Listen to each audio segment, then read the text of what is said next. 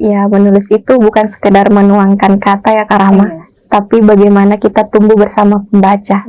Ya, bagaimana saya ke depannya ini, saya mempunyai keinginan, punya harapan yang besar sekali untuk masyarakat yang di luar sana, khususnya anak muda yang masih proses tahap tumbuhnya, lagi marak-maraknya. Ya, pengen sekali kalau misalnya punya jiwa ingin mengembangkan potensi yang mereka miliki ya Kak Rahma, khususnya dalam dunia kepenulisan, karena dari menulis orang bisa membaca. Tidak akan ada orang di dunia ini yang bisa membaca kalau tidak ada penulis. Assalamualaikum warahmatullahi wabarakatuh. Halo seluruh pemirsa Berita Kota Makassar, kembali lagi bersama saya Rahma di BKM News Berita Kota Makassar dengan satu informasi 4 media, bisa dibaca, bisa didengar, dan tentunya bisa ditonton. Hari ini pemirsa di Ruang Rahma mencari ruang inspirasi dan prestasi.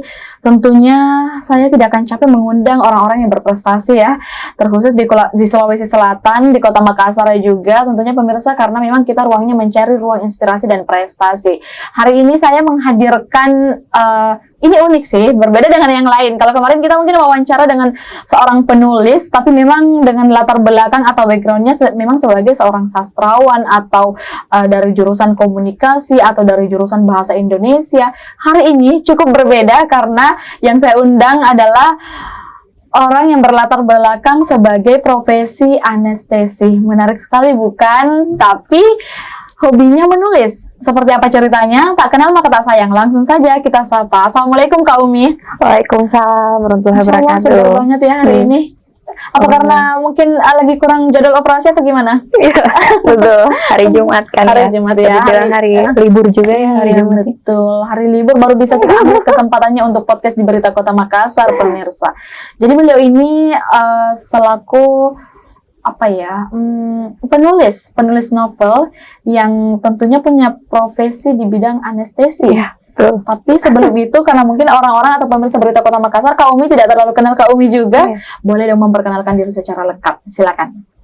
Ya, halo Sobat Kota Makassar. Ya, ya pagi-pagi ini ya sudah diundang banget ya, harus bicara tentang prestasinya Kak Umi. Terus sekali. Oke, izin ya Kak Rahma ya. Perkenalkan, saya Nurul Rifah Ulmi. Jadi biasanya saya dipanggil oleh teman-teman itu dengan sebutan Umi. Oh, Umi. Jauh berbeda sekali ya Kak Rahma. Nurul Rifah Ulmi, tapi dipanggilnya Umi. Umi yang terakhir ya. Ya, Umi. Hilangnya itu L-nya ya, nggak ada L-nya. Umi. Itu nggak dipermasalahkan? Ya sebenarnya dipermasalahkan ya Kak Rahma. Tapi ya gimana ya, orang manggilnya yang senangnya aja lah ya. Ya, yang nyaman-nyamannya aja. Betul. Oke, ya. Dipanggil Umi. Ya, betul, Umi. Halo sekali, halo. Ya. Umurnya berapa nih? Ya, sekarang saya berumur 22 tahun ya Kak Rahma. Lahirnya itu di Kota Pinrang, 6 Juli 2002.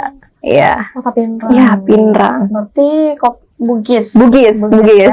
Coba saya Bugis, enggak ya? Oke, umur berapa tadi? 22 tahun. 22 tahun, berarti kelahiran 2002. Ya. Oke. Sekarang mahasiswa atau apa? Nah, sekarang masih mahasiswa ya. Kebetulan saya salah satu mahasiswa di salah satu universitas yang ada di Kota Makassar. Saya mengambil jurusan promosi kesehatan ya, karena sesudah bidang iya, betul sekali. Kesehatan. Itu ambil S2 di Universitas Megareski Kota Makassar ya. Megareski. Ya. Ambil promosi kesehatan. Ya, betul. Sekarang profesinya sebagai anestesi. Oke. Berarti satunya kemarin di mana? Jadi S1-nya waktu itu ambil di salah satu universitas yang ada di Jawa Tengah, Purwokerto. Ya, tempatnya itu sangat nyaman ya di sana. Jadi untuk belajar sama berpendidikan, mendapatkan ilmu di sana sangat cocok ya Kak Rahma. Jadi saya mengambil jurusan anestesi. Ya, mungkin tidak sedikit familiar ya dikenalnya, soalnya lagi barak-baraknya anestesi ya. Lagi viral-viralnya ya, jadi pas disebut ya langsung teringat ke situ. Tapi kita tidak membahas soal itu ya Kak Ubi. Betul. Apa karena nyamannya belajar di Purwokerto kemarin, akhirnya punya inspirasi untuk menjadi seorang penulis? Sebenarnya masuk juga ya Kak Rahma, karena waktu kuliah di sana inspirasi itu makin terbangun ya. Tapi jauh sebelum itu saya sudah menggeluti kepenulisan itu, literasi ya namanya. Jadi waktu itu sekitar umur 16 tahun ya, menuju 17 tahun saya masih pesantren. Jadi dulu itu pesantren ya. Aduh, curhat ini. Oke, nggak apa-apa. Kita juga tertarik nih latar belakangnya seperti apa sih profesinya anestesi tapi jadi seorang penulis dan pesantren sejak dulu. Iya. Waktu itu saya kan mondok salah satu pesantren yang ada di Kota Parepare. Ya, pesantren putri di DIU Julara Parepare. Waktu itu masih MTS ya. Masih culun-culunnya. Dari saat itu saya memang suka sekali menulis. Awalnya cuma menulis diari-diari keseharian yang ada di pesantren, bahwa hidup di pesantren itu awalnya sulit sekali ya karena kita beradaptasi ya. Nulisnya mau cerita ke siapa, ke ustaz nggak mungkin lah ya. Kita ceritanya ke ustaz ya. Jadi waktu itu saya menulis terus setiap hari, nulis di suatu buku kecil ya. Buku kecil itu kotak-kotak saya tulis.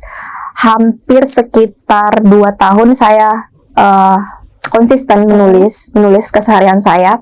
Tiba-tiba salah satu guru ustadz yang ada di pesantren itu mendapatkan buku harian saya yang kebetulan ketinggalan di kelas waktu itu. Ya, terbongkar ya. Iya, akhirnya dibaca dan guru saya itu terinspirasi. Bagaimana kalau dijadikan buku? Akhirnya saya dipanggil menghadap. Kamu ya namanya Nurul Rif Aulmi.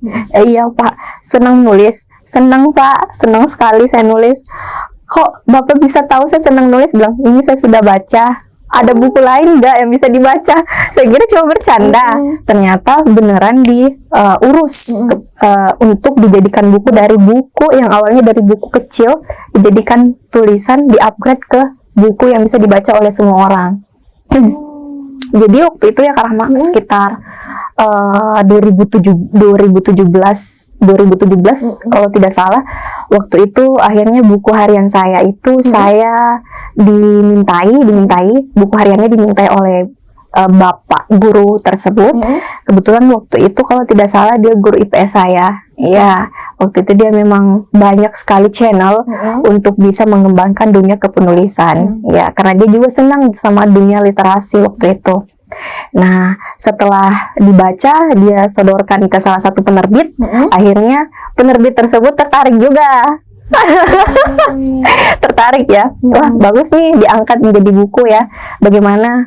Akan tetapi problemnya waktu itu kalau di pesantren kan nggak boleh main gadget, nggak boleh elektronik, nggak ada laptop sama sekali. Jadi hanya pulpen dengan kertas yang kita geluti pada saat itu. Betul sekali Kak Rahma. Jadi waktu itu hanya punya buku sama pulpen. Terus saya sampaikan ke pimpinan, saya katakan bahwa saya dimintai oleh salah satu penerbit untuk bagaimana jika menerbitkan sebuah karya melalui buku. Akan tetapi saya mempunyai kendala di bidang elektronik karena harus diketik. Karena kan kalau menulis itu tidak cakar-cakaran ya. Karena semua orang pasti mau bacanya itu di buku, harus diketik dulu ya Kak Rahma. Ya. Jadi akhirnya waktu itu alangkah sangat baiknya diberi jalan oleh pimpinan, difasilitasi menulis melalui laptop. Nah, sangat luar biasa sekali Kak Rahma ya, karena baik sekali Allah itu memberikan jalan seperti itu dari keinginan-keinginan yang tidak terfikirkan ya.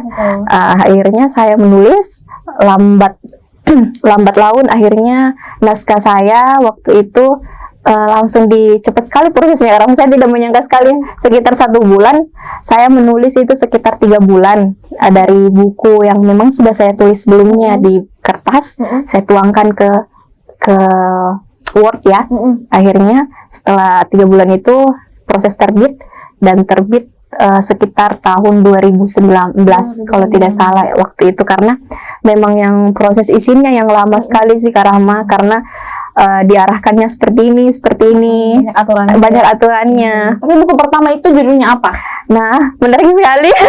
Judulnya apa itu buku pertama? Buku pertama itu kebetulan judulnya itu Temui Aku di Lilbanat, karena pesantren saya kan waktu itu namanya Lilbanat. Oh, siapa nih yang minta untuk ditemui? Dan siapa yang mau menemui gitu? Gimana ceritanya tuh kamu? Pasti kalau orang-orang lihat dari judulnya ini romans ya. Iya. Tapi ternyata Padahal bukan, Kak Rahma. Jadi isinya itu cuma sekedar bagaimana sih akunya Umi ini, ternyata Umi Nurul Rifa Ulmi ada di Banat itu, bagaimana kesehariannya menjadi santriwati di sana. Ya bukan temui aku, cowoknya datang terus ngampirin ke pesantren. daripada untuk ke pacarnya Iya, ini karena belum. main HP. Belum ada, Kak Rahma, waktu itu masih fokus ya, masih culun-culunnya di pesantren ya. Gitu ya. Kalau judulnya memang gitu. Tapi bukunya ada nggak di bawah hari ini? Kebetulan bukunya waktu itu buku yang pertama masih ada di rumah, karena saya waktu itu kan selesai dari Purwokerto kan, kiriman-kiriman yang hasil ada kayak menulis, semuanya masih ditempatkan di Palopo. Jadi asalnya kan di Luwu ya, di Larompong. Di sana semua belum diperbaiki lagi, diperbaharui karena masih baru tinggal di Makassar ini. Sibuk-sibuk juga ya sekarang. Iya. Oke, jadi perhatiannya dialihkan dulu. Iya. Ke situ dulu. Iya, betul. Jadi itu buku pertamanya ya? Buku pertama, Temui Aku di Lil Banat. Iya, banget ya. Iya. Memang kita salah paham kalau baca judulnya. Iya, salah paham sekali ya. Oh, jadi Kak Umi ini menjadi seorang penulis karena berawal dari gimana ya, mau meluapkan semua isi hatinya, tapi nggak tahu mau cerita kemana. Iya, betul. Akhirnya menulis. Berawal dari situ ya, Kak Rahma. Iya. Mungkin di situ pada saat itu merasa stres atau gimana gitu, mungkin kan nggak bisa cerita ke siapa-siapa. Nah, betul. Saya juga dulu pernah mengalami perasaan gimana, ini nggak banyak sering juga ke Umi, tapi saya penasaran aja sih ceritanya ke Umi.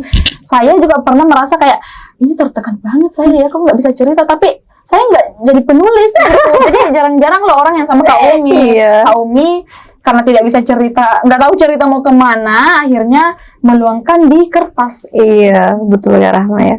Jadi untuk buku kedua ada lagi? Ya, buku kedua kan sampai hari ini menuju proses terbit ada 9 buku ya, Kak Rahma.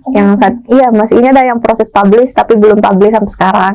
Masih menunggu dari penerbitnya karena untuk tahapan cetak memang memerlukan proses ya, Kak Rahma. Yang kedua itu ketika saya sudah di Purwokerto tahun 2021 ya. Itu judulnya Tinggal Luka. Nah, kalau ini memang benar-benar romans, Kak Rahma. Gak bisa diem lagi. Ini sesuai dengan suasana hati atau gimana? Enggak, ini Kak Rahma ini terinspirasi dari cerita teman-teman ya. Cerita-cerita dari teman-teman. Jadi salah satu teman saya itu, saya tertarik mengambil kisahnya ya waktu itu. Karena teman-teman yang ada di seumuran saya itu kan lagi marak-manyaknya ya, lagi puber-pubernya masalah percintaan. Wah, menarik nih kalau diangkat sebuah cerita yang bisa menginspirasi banyak orang ya. Diangkat cerita. Betul sekali dalam bentuk buku. Itu buku yang kedua.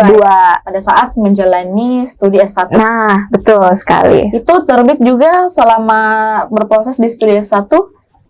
Betul sekali. Semester 1 itu terbit pada saat masih kuliah ya, masih kuliah S1 di Jawa Tengah waktu itu.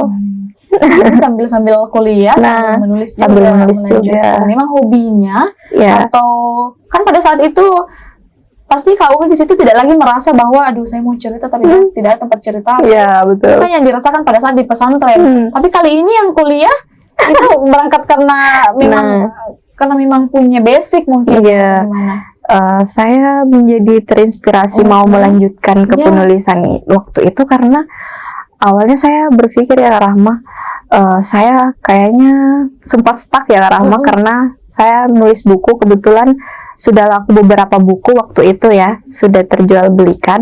Nah, salah satu teman saya ada yang menyampaikan kepada saya kalau misalnya apa sih buat buku, nggak ada yang mau baca juga, percuma. Nah, akhirnya saya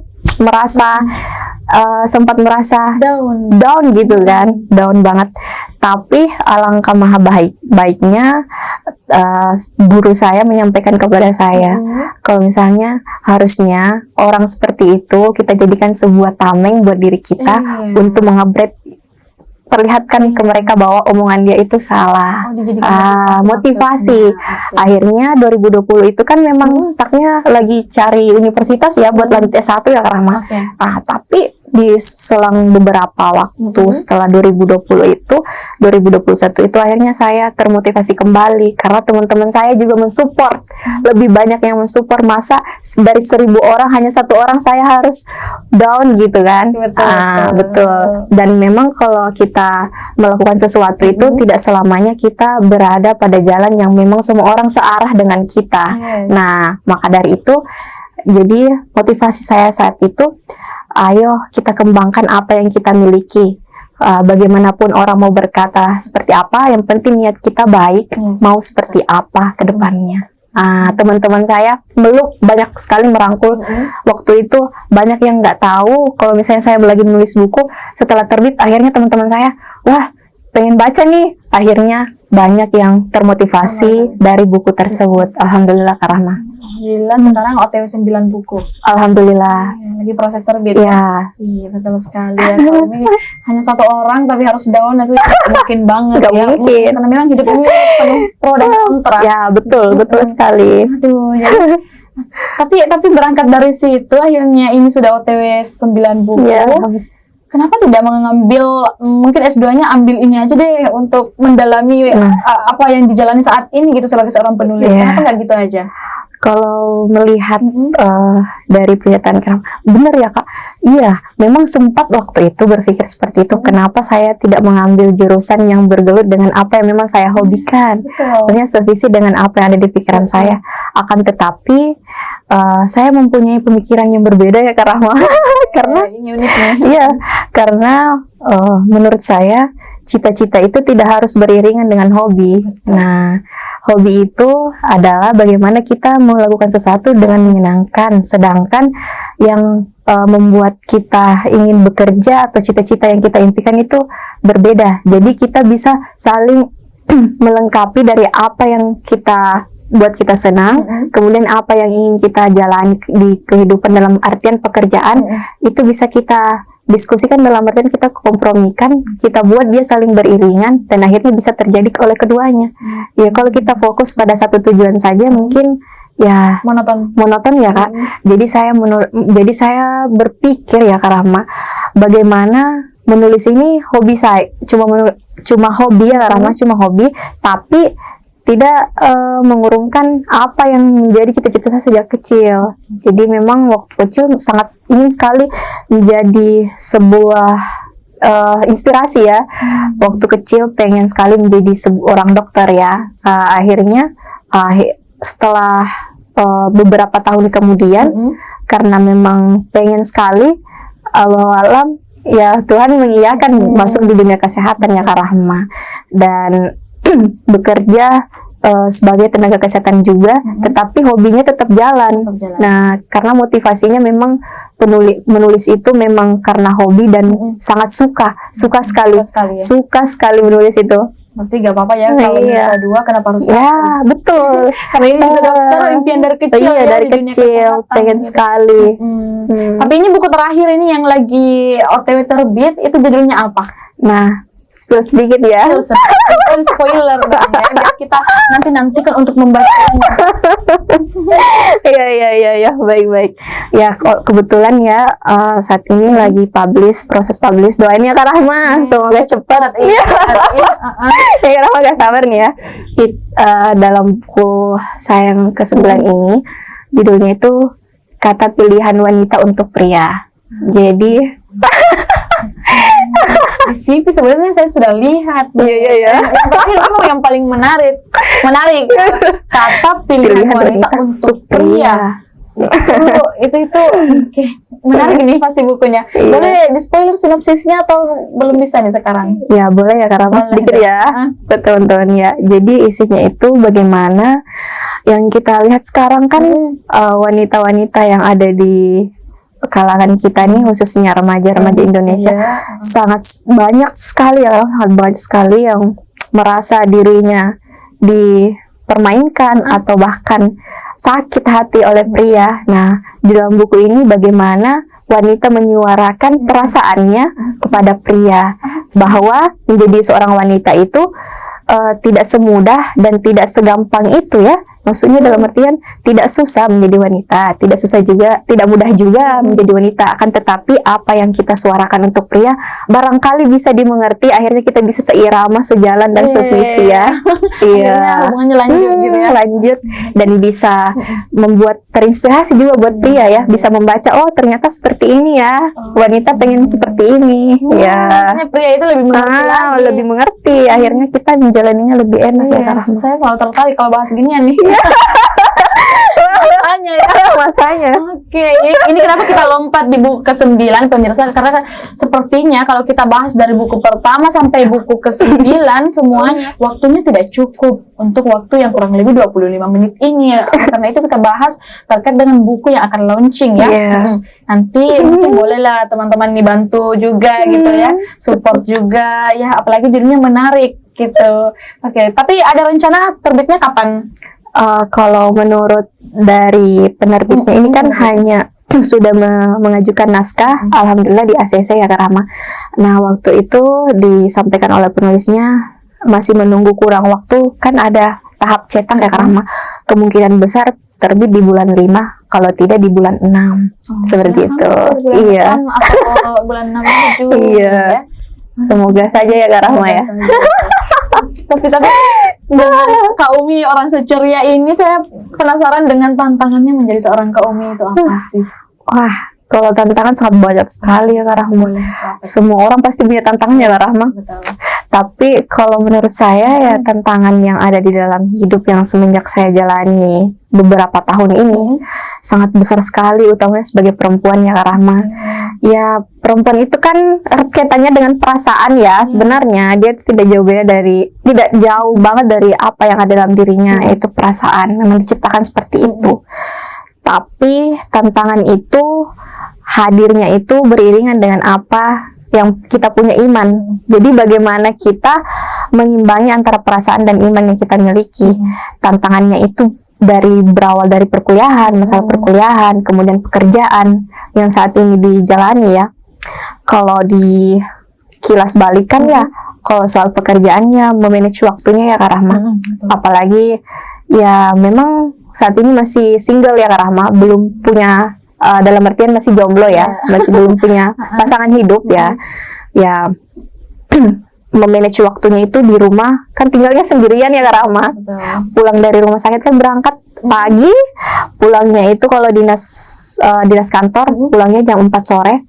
Pulang harus bangun subuh dulu, masak, menyiapkan segala macam makanan buat diri sendiri, tapi tetap aja kayak wah ini bagi waktunya ini sulit. Padahal masih sendiri.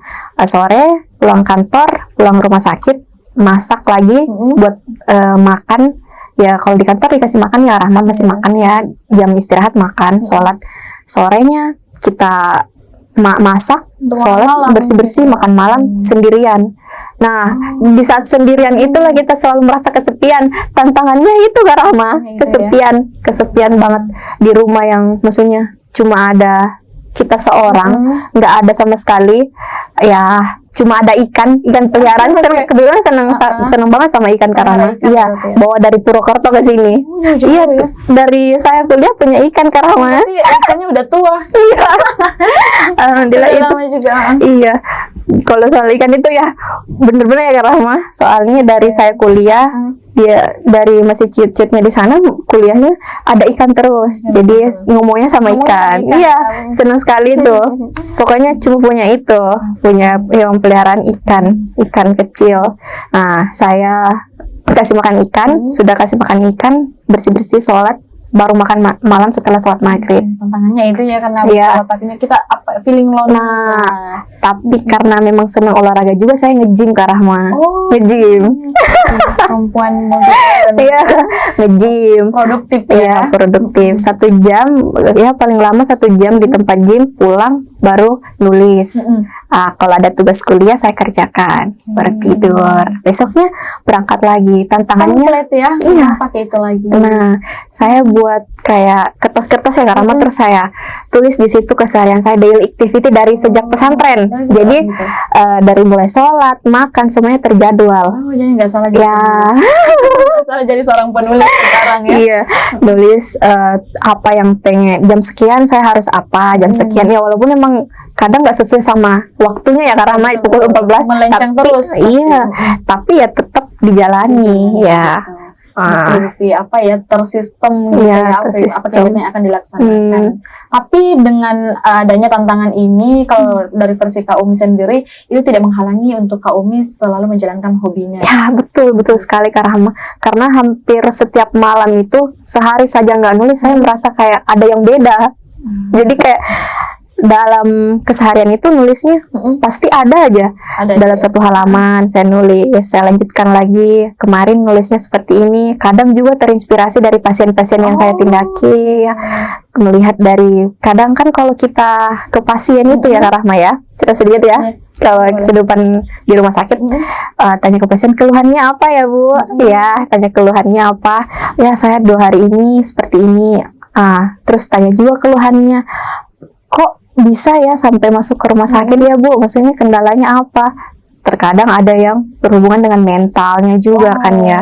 Ya, beberapa iya mempengaruhi sekali. Penyakit itu bisa datang dari pikiran juga Kak Rahma. Jadi perlu kita ketahui gitu ya, perlu kita jaga kesehatannya, betul berawal dari pikiran kita. Oh, gitu Pikiran, ya. iya. Banyak sekali inspirasi yang saya dapatkan dari pasien-pasien yang sakit itu, apalagi yang seusia kita ya, yang bagaimana rentang banget, apalagi kayak wanita-wanita ya, saya lihat yang ada di Kota Makassar ya, pasien-pasiennya ya banyak sekali saya dapatkan. Saya terinspirasi, wah umur segini sudah sakit, mentalnya perlu ini, down ya karena begini, dari kesehariannya seperti ini. Terinspirasi. Kak Umi boleh banget buka kelas, bukan kelas siapa ya, ruang psikiater mungkin ya. Betul. Kita bisa curhat di situ. Boleh. Karena kan Kak Umi ini seorang penulis, jadi butuh inspirasi. Kemudian seorang anestesi akhirnya bisa menangkap juga. Betul. Boleh banget itu Kak Umi. Betul banget. Apa ada gebrakan selain ini? Apa ada gebrakan yang mungkin Kak Umi lain juga untuk bukan nantinya? Atau apa gitu mungkin ke depannya Kak Umi? Ya, ke depannya sebenarnya saya punya impian ya Kak Rahma. Apa itu? Ya, menulis itu bukan sekedar menuangkan kata ya Kak Rahma, tapi bagaimana kita tumbuh bersama pembaca. Ya, bagaimana saya ke depannya ini, saya mempunyai keinginan, punya harapan yang besar sekali untuk masyarakat yang di luar sana, khususnya anak muda yang masih proses tahap tumbuhnya, lagi marak-maraknya. Ya, pengen sekali kalau misalnya punya jiwa ingin mengembangkan potensi yang mereka miliki ya Kak Rahma, khususnya dalam dunia kepenulisan. Karena dari menulis orang bisa membaca. Tidak akan ada orang di dunia ini yang bisa membaca kalau tidak ada penulis. Ya, jadi untuk teman-teman yang ada di luar sana, kalau memang saat ini punya minat, ingin menjadi penulis, ingin menulis sebuah sesuatu apapun itu ya Kak Rahma, dalam artian positif ya Kak Rahma, ya sangat baik sekali, sangat bagus sekali jika dikembangkan. Bagaimana bisa kedepannya orang-orang bisa mengambil sebuah pelajaran dari apa yang kita tulis tersebut. Nah, sangat ingin punya teman ya Kak Rahma, kawan, bagaimana kita bisa memajukan Indonesia ini menjadi lebih maju, khususnya dalam dunia literasi ya Kak Rahma ya. Berarti bagusnya nih buka suatu komunitas Ya, gitu ya, betul, komunitas betul sekali. menulis gitu. Ya, punya harapan ya Kak Rahma, punya pemikiran seperti itu, bahwa mungkin ada baiknya di Kota Makassar ini ada komunitas ya, komunitas menulis ya, setidaknya ada teman-teman yang mungkin barangkali merangkul bener Kak Rahma, merangkul bagaimana kita menuangkan apa yang kita punya, yang potensi yang kita miliki dalam dunia kepenulisan bisa berkembang dan terupgrade. Nah, kalau memajukan negara, iya betul sekali. kita menulis sama-sama, kita punya mimpi yang sama, kita bangun bersama-sama, pasti hasilnya juga ada, kita lihat kalau kita bersama-sama ya. Jadi itu yang akan dikembangkan nanti ya, insya Allah. ke depannya. Iya, komunitas. Kak Umi ini adalah tipe orang yang tidak mau jalan sendiri ya. Mari saling apa ya, mengembangkan bakatnya, potensi yang kita punya gitu. Sekali. Terakhir mungkin Kak Umi, apa harapan untuk diri sendiri mungkin dari Kak Umi sebagai seorang penulis dan sebagai seorang yang punya profesi di bidang anestetik? Silakan. Untuk harapan ya tidak jauh beda seperti tadi yang saya sampaikan ya Kak Rahma. Ingin sekali kalau misalnya masyarakat yang ada di Indonesia, khususnya di Kota Makassar ini, mau mengembangkan minat atau potensi yang mereka miliki dalam dunia literasi khususnya. Karena menulis itu adalah sebuah tameng, sebuah cara bagaimana kita menyampaikan sesuatu kepada orang banyak, dan orang bisa membaca dari apa yang kita tulis tersebut. Masalah bagus atau tidaknya itu kembali di belakang aja. Bagaimana kita berproses dulu, maju dulu dari apa yang kita miliki, dari apa yang kita bisa, untuk kemudian dikembangkan nantinya. Untuk masalah perkembangan itu bisa berjalan seiring dengan waktu ya. Kalau masalah menulis tersebut. Nah, jadi teman-teman, ayo, apalagi yang masih muda nih, yang di luar sana yang ada di Kota Makassar, kita nulis bareng-bareng bagaimana kita buat Indonesia ini tidak stuck, bahwa dunia membacanya itu sangat minim. Jangan sampai kita menjadi negara yang paling kurang soal membaca dan menulis, karena itu adalah pintu menuju keberhasilan kita. Ya, kurang lebih seperti itu ya Rahma. Sukses terus ya ke depannya, apalagi ini ada rancangan membuat suatu komunitas gitu. Jadi mungkin teman-teman pemirsa Berita Kota Makassar, bagi kalian mungkin yang mau bergabung ya, atau mungkin punya basic atau apa gitu ya, skill untuk menulis, boleh banget nih mungkin bergabung bareng dengan Kak Umi, karena Kak Umi sekarang sudah OTW 9 buku. Tapi sayangnya hari ini Kak Umi tidak bawa satupun bukunya. Ada Kak Rahma, ada di tas ini ada. Saya bawa buku, kebetulan buku ke-7. Buku ke-7. Itu buku ke-7 judulnya apa? Rindu. Oh, bukan yang dibawa ya, lupa aja kita lampirkan di sini. Tapi gak apa-apa, mungkin next selanjutnya kita akan beda buku mungkin ya, buku ke-9. Oh, boleh. Di episode selanjutnya. Thank you kami sudah hadir di Berita Kota Makassar. Sukses terus tentunya. Tantangannya walaupun merasa kesepian ya, karena memang tantangan seorang manusia itu ada pada kesepian ya, gitu ya. Thank you sekali lagi kami sudah hadir di podcast Berita Kota Makassar di Ruang Rahma. Pemirsa di BKM News, di Ruang Rahma mencari ruang inspirasi dan prestasi. Tentunya ada di sini. Dengan satu informasi 4 media, bisa dibaca, bisa didengar, dan tentunya bisa ditonton bersama saya Rahma dan juga Kak Nur Rifah Ulmi. Tapi akrabnya disapa Kak Umi. Kita pamit hari ini. Wassalamualaikum warahmatullahi wabarakatuh.